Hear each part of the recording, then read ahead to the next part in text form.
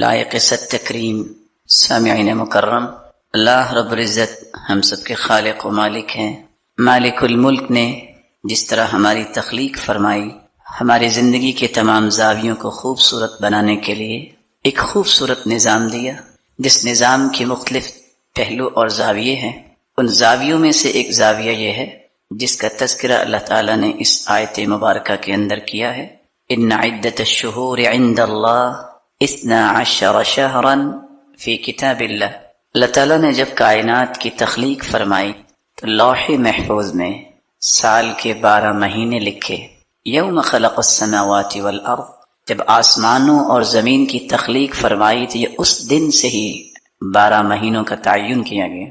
منہا 4 حرم، ان 12 مہینوں میں 4 حرمت والے مہینے ہیں۔ ذالک الدین القیم، اور یہ نظام مضبوط دین کا نظام ہے۔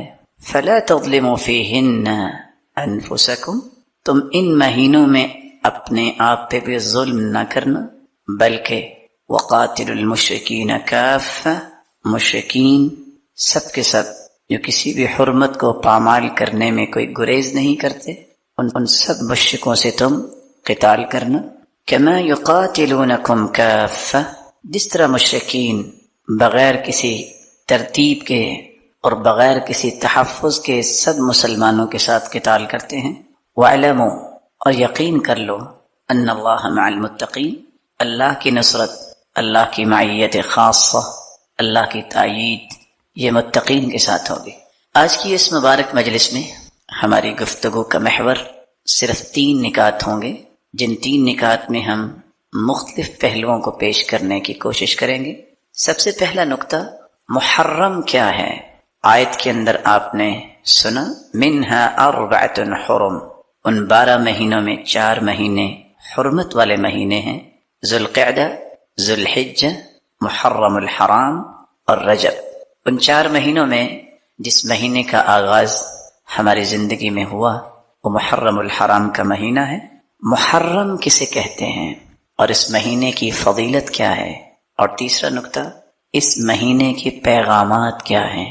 ایک مسلمان کو یہ مبارک مہینہ کیسے گزارنا چاہیے؟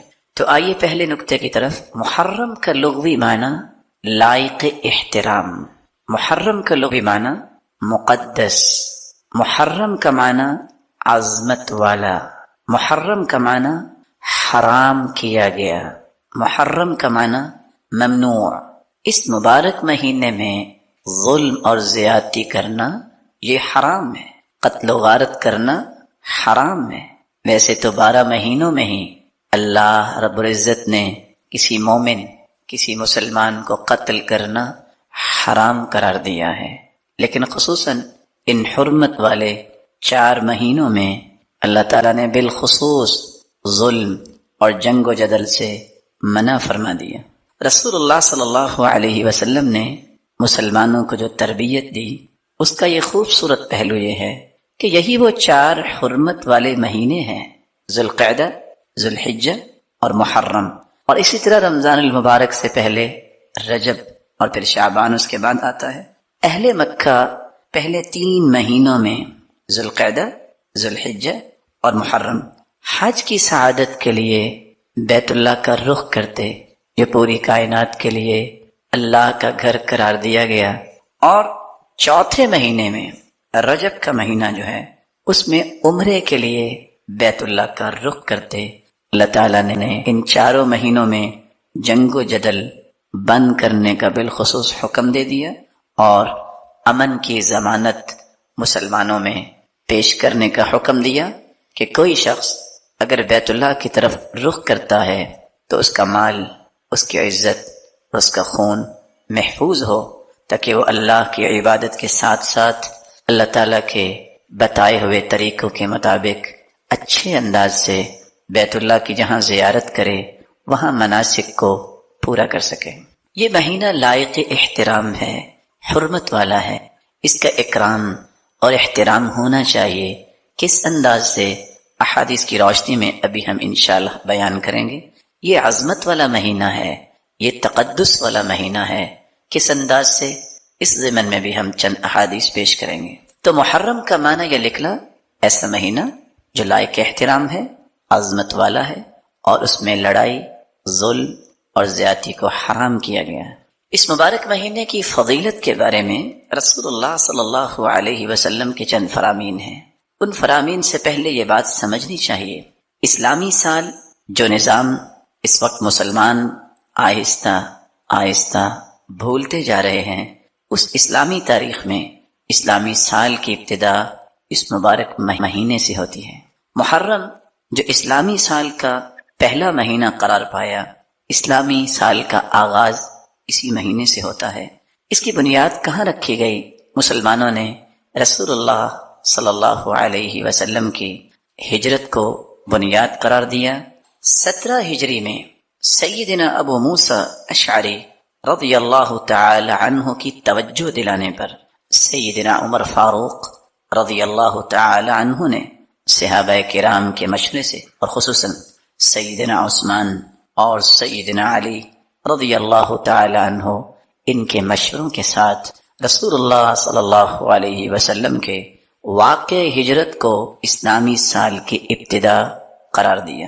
چونکہ مدینہ منورہ کی طرف رسول اللہ صلی اللہ علیہ وسلم کی ہجرت کا آغاز ماہ ذو الحجہ کے آخر میں ہوا تھا، اس کے بعد جو چاند نئے مہینے کا طلوع ہوا وہ محرم کا چاند تھا، اسی لیے اسلامی سال کا آغاز اس کے لیے ماہ محرم کو پہلا مہینہ قرار دیا گیا۔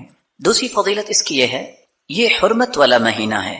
رسول اللہ صلی اللہ علیہ وسلم کا فرمان معظم ہے، السنہ 12 شہرا، سال کے 12 مہینے ہیں، منہا 4 حرم، ان میں 4 مہینے حرمت والے ہیں، 3 متوالیات، 3 مہینے پے در پہ آنے والے ہیں، ذو القعدہ وذو الحجہ والمحرم، وہ 3 مہینے ذو القعدہ، ذو الحجہ اور محرم ہیں، ورجب مضر الذي بین جمادى وشعبان، اور چوتھا حرمت والا مہینہ رجب کا مہینہ ہے جو جمادى الثانیہ اور شعبان کے درمیان ہے۔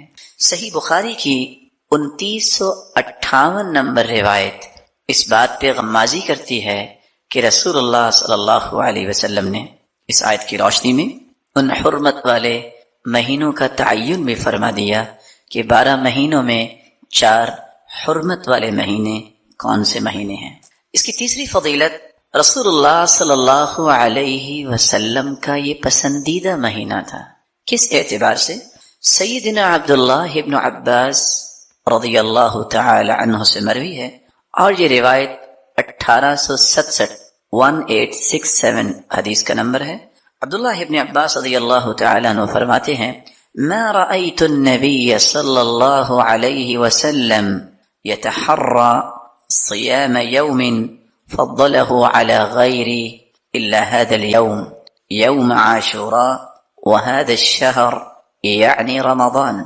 سیدنا عبداللہ ابن عباس رضی اللہ تعالی عنہ فرماتے ہیں، میں نے رمضان المبارک کے علاوہ سوائے محرم کے روزے اور خصوصاً یوم عاشوراء کا روزہ، 10 محرم کے روزے کا جو اہتمام رسول اللہ صلی اللہ علیہ وسلم کو کرتے دیکھا، کسی اور روزے کا اہتمام کرتے نہیں دیکھا۔ تو رسول اللہ صلی اللہ علیہ وسلم 10 محرم کا روزہ رکھا کرتے تھے۔ جب آپ کی تشریف آوری مدینہ میں ہوئی تو یہودی روزہ رکھتے تھے۔ آپ نے پوچھا کہ آپ 10 محرم کا روزہ کیوں رکھتے ہیں؟ تو یہودیوں نے جواب دیا کہ اس دن اللہ تعالیٰ نے موسیٰ علیہ السلام کو اور اس کی قوم کو فرعون کے ظلم اور زیادتی سے نجات دی تھی، اور فرعون کو نیست و نابود کر دیا، غرق کر دیا، تو ہم اللہ کا شکر بجا لانے کے لیے یہ روزہ رکھا کرتے ہیں۔ تو رسول مقبول صلی اللہ علیہ وسلم نے فرمایا، نحن احق بموسیٰ منکم، تم سے زیادہ اس بات کا حق رکھتے ہیں کیونکہ موسیٰ کلیم اللہ، اللہ کے پیارے پیغمبر تھے، اور تمام کے تمام انبیاء جو ہیں کلہم اخوہ، وہ بھائی ہیں، تو یہ تو ہمیں بھی رکھنا چاہیے۔ تو رسول اللہ صلی اللہ علیہ وسلم نے یہ روزہ رکھا اور مسلمانوں کو روزہ رکھنے کا حکم دیا، اور پھر فرمایا، ان عشت الی قابل لأصومن التاسع، اگر میں آئندہ سال تک زندہ رہا تو میں 9 کا بھی روزہ رکھوں گا، 9 اور 10، تاکہ یہودیوں کی مخالفت ہو سکے۔ چوتھی فضیلت یہ ہے، رسول اللہ صلی اللہ علیہ وسلم نے رمضان کے بعد روزے کے اعتبار سے سب سے افضل مہینہ قرار دیا تو محرم الحرام کو قرار دیا۔ یہ روایت بھی عبداللہ ابن عباس، ابو ہریرہ رضی اللہ تعالی عنہ سے مروی ہے اور صحیح مسلم کی 1982 نمبر حدیث ہے۔ رسول اللہ صلی اللہ علیہ وسلم کا فرمان ہے، افضل الصیام بعد رمضان شہر اللہ الذي تدعونه المحرم۔ رمضان کے بعد سب سے افضل روزے اس مہینے کے ہیں جس کو تم محرم کہتے ہو، شہر اللہ جو اللہ کا مہینہ ہے اور تم اس کو محرم بولتے ہو۔ پانچویں فضیلت، یہ مبارک مہینہ گناہوں کی معافی کا مہینہ قرار دیا گیا، اس اعتبار سے سیدنا عبداللہ ابن عباس کی روایت جو صحیح مسلم میں 1162 نمبر پہ ہے، رسول اللہ صلی اللہ علیہ وسلم نے فرمایا، احتسب علی اللہ ان یکفر السنہ التي قبلہ، جو 10 محرم کا روزہ رکھتا ہے 1 سال کے گناہوں کو اللہ تعالی 1 روزے کی وجہ سے معاف فرما دیتے ہیں۔ اور دوسری روایت کے الفاظ ہیں، یہ روایت ابو قتادہ رضی اللہ تعالی عنہ سے ہے اور 1163 نمبر یہ روایت ہے۔ رسول اللہ صلی اللہ علیہ وسلم سے سوال کیا گیا، وَسُئِلَ عَنْ صَوْمِ يَوْمِ عَاشُورَا، 10 محرم کے متعلق، روزہ رکھنے کے متعلق سوال کیا گیا، فقال يُكَفِّرُ السَّنَةَ الْمَاضِيَةَ، اس 1 دن کے روزہ رکھنے سے سابقہ گزرے ہوئے 1 سال کے گناہوں کو اللہ تعالی معاف فرما دیتے ہیں۔ اس کی چھٹی فضیلت، اس مہینے کو اللہ کا مہینہ کہا گیا، اللہ کے نزدیک یہ معزز مہینہ ہے۔ سیدنا ابو ہریرہ رضی اللہ تعالی عنہ روایت کرتے ہیں، رسول اللہ صلی اللہ علیہ وسلم نے فرمایا، 1982 نمبر صحیح مسلم کی روایت ہے، افضل الصیام بعد رمضان شہر اللہ الذي تدعونه المحرم، رمضان المبارک کے بعد سب سے افضل روزے اس اللہ کے مہینے کے روزے ہیں جس کو تم محرم کہتے ہو۔ 12 مہینوں میں کسی مہینے کے ساتھ رسول اللہ صلی اللہ علیہ وسلم نے شہر اللہ کا لفظ استعمال نہیں کیا۔ یہ اعزاز صرف اور صرف اسی مہینے کو حاصل ہوا۔ رسول اللہ صلی اللہ علیہ وسلم نے اس مہینے میں اپنی بیٹی کی شادی کی، اس اعتبار سے بھی یہ مہینہ معزز ہے۔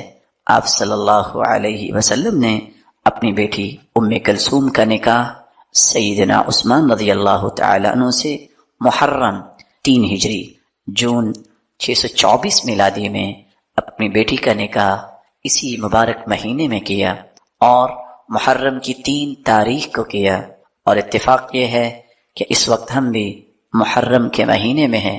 اللہ تعالی ہمیں ایمان کی حالت میں اس مہینے کی خیر و برکت حاصل کرنے کی۔